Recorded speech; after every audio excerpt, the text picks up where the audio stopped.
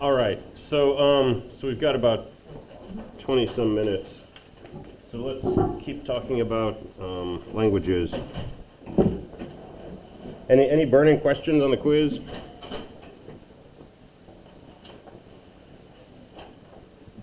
All right, so we were looking at phrase structure grammars, right? And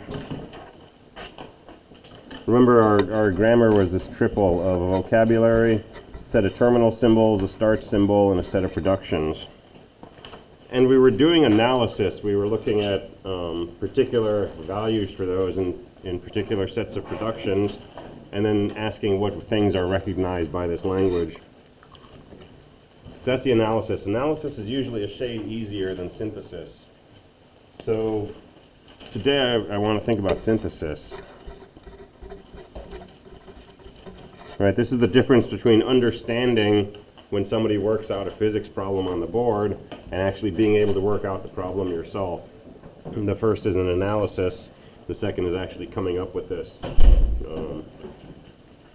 So what I want to do is say, suppose we know that the language of a given grammar consists of the following words: the empty string, the string 0, 1, the string 0, 0, 1, 1, the string consisting of 3 zeros followed by 3 ones, and so on.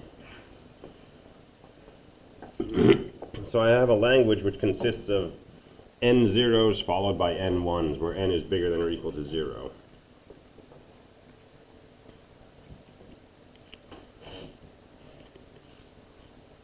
And we can define a phrase structure grammar to generate this language using a vocabulary consisting of just 0, 1, and a start symbol, terminal symbols consisting of just 0, 1, a start symbol which is just S, and then the question really is, what are the production rules?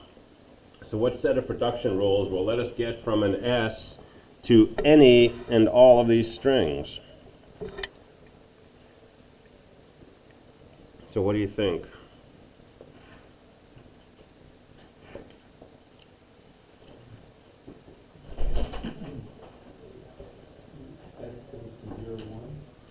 Okay, S goes to 0, 1. That'll absolutely say, since this is our start symbol, we can replace it with 0, 1. 0, 1 is derivable from the start symbol. It's part of our language. Awesome, so we've got that string in our language.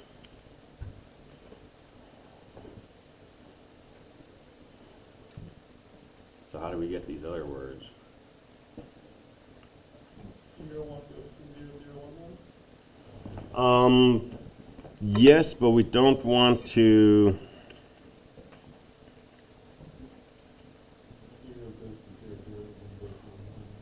Let's not transform our terminal symbols. So S goes to 0, S1? Okay, what about S goes to 0, S1?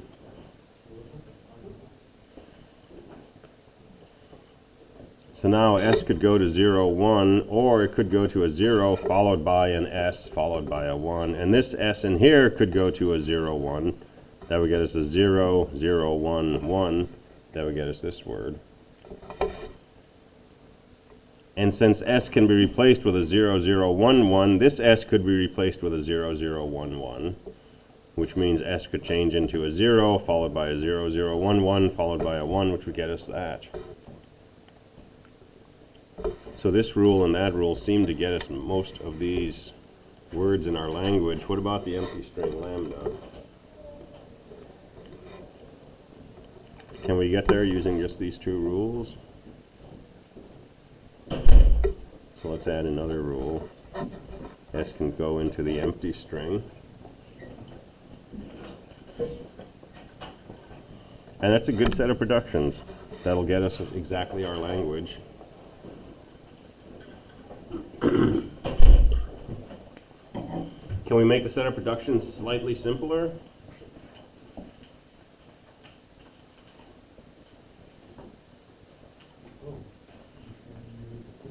We can remove the first one.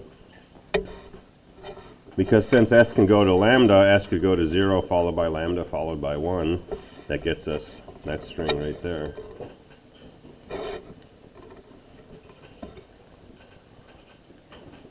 So when we're analyzing this, we can do what's called a derivation tree, which shows, you know, if we claim that this is a part of our language, how did we get that? How do we generate that from S? Because remember, to be part of the language means this is derivable from the start symbol S. So we can do something like this. S gets replaced by 0, followed by S, followed by 1. And I can replace this S with a 0, followed by an S, followed by a 1. And I can replace this S with a 0, followed by an S, followed by a 1. And I can replace this S with a lambda.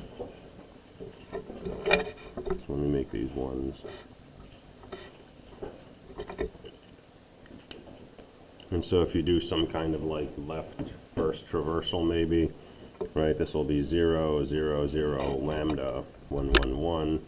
That's that string. The lambda is an empty string, so it doesn't affect anything.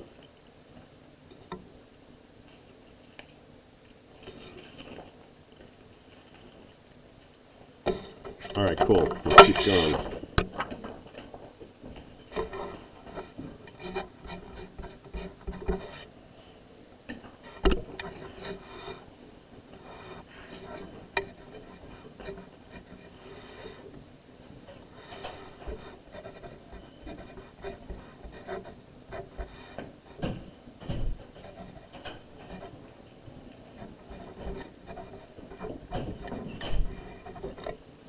So here I'm describing the language as 0 to the m, 1 to the n. Okay? When I describe a string like this, I'm talking about repetition. Okay? So 0 cubed is the same as 0, 0, 0. 1 to the 5th means 1, 1, 1, 1, 1. Okay? Something to the 0 is just the empty string, means there's no ones. Okay, a pattern of no characters is just the empty string. So this language should generate all strings consisting of 0 or more zeros followed by 0 or more ones. So it should include the empty string 0, 1, 0, 1, 0, 0, 1, 1, 0, 0, 0, 0, 1, 1, 1, and so on. Any number of zeros followed by any number of ones.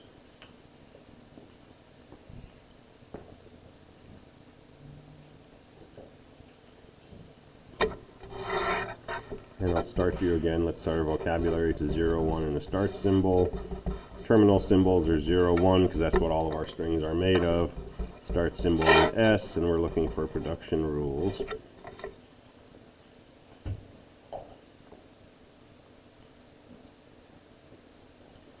And you may want some extra stuff in your vocabulary, so let me put that over here.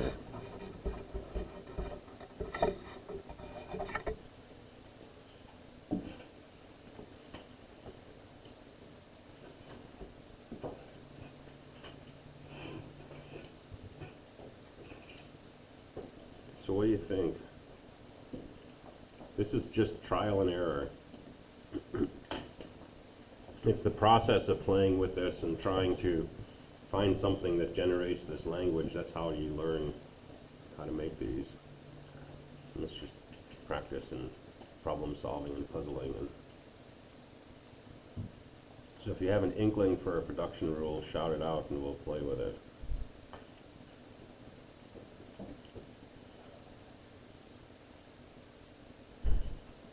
This goes into 0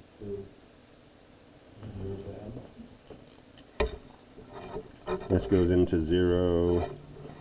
The power of m. I don't think we can do that. Okay. We want a string possibly consisting of symbols from our vocabulary or terminal symbols. Okay, but we can't, so 0 to the n is kind of saying it could be 0 or 0, 0 or 3 zeros or 10 zeros. But we need a specific string over here. Could you map S to 0S and then S1? Let's do S goes to 0S. And then what? S1. S goes to 1. I'm sorry, S goes to S1. S goes to S1. So if S goes to 0S,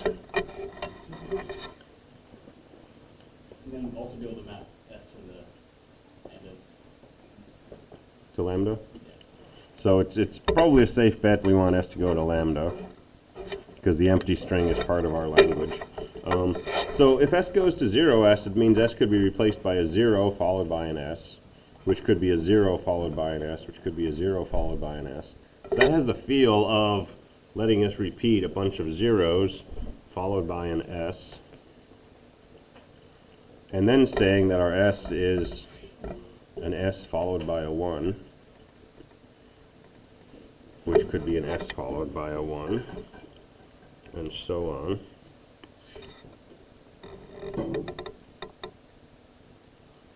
So let's think about producing some strings using these rules and see how that comes out.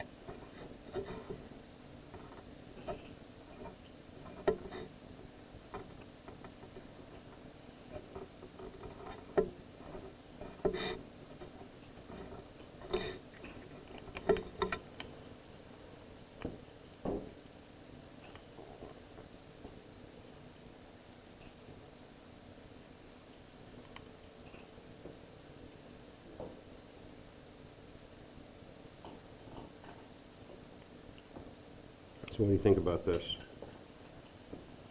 Look pretty good?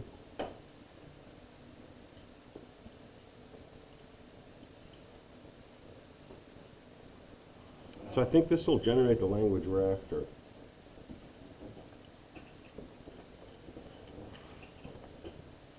So that looks good. Yeah? Do the rules have to stick to the language rules, saying for the language at the top it has to be zeros followed by ones, but with that, those rules you can have zeros and ones interchangeable? I don't know if you can intertwine zeros and ones here. Because if you had a string like 0, 1, 0, would that match this set of production rules? So s could be a 0 followed by an s. Well, can this be an s? It would have to be an s followed by a 1, and it's not, right? Or it would have to be a 0 followed by an s, and it doesn't start with a 0. So I think this works. But there's one thing about this that we could change. This rule where we have s should be an s followed by a 1. If we actually try to write code to do that, that code is going to run forever. If we make a function called is this an s, and we tried to code this rule, it would say, okay, see if the beginning of the string is an s. Okay? And that would say, see if the beginning of the string is an s, and so on. And then eventually when it comes back, if it comes back with true, we would say, is there one character left that's a 1? So there's different ways of, there's different classes, categories of grammars that have different characteristics like this. Let me show you a set of production rules that avoids that question completely. And then we'll call it quits after that. So let's introduce a new symbol A. Keep the same terminal symbols, keep the same start symbol, and define our production rules as follows. So s can be the empty string. We pretty much need that because an empty string is part of it. S can be a 0 followed by an s. Well, every time we try to apply this, we're going to have to see a 0 in the beginning, remove it from the string. The string we pass to the is it an s function is going to be smaller. That recursion is going to end eventually. S could be a 1 followed by an a. So as soon as we find a 1 in the string we're looking to see if it's an s, it has to be followed by an a. A can be a 1, or a can be a 1 followed by an a. Or s itself could simply be a 1. And that should match that language also. So now if I have 3 zeros followed by 2 ones. This is a 0 followed by an S. And how do I know that this thing is an S? Because it's a 0 followed by an S. And how do I know that this is an S? Because it's a 0 followed by an S.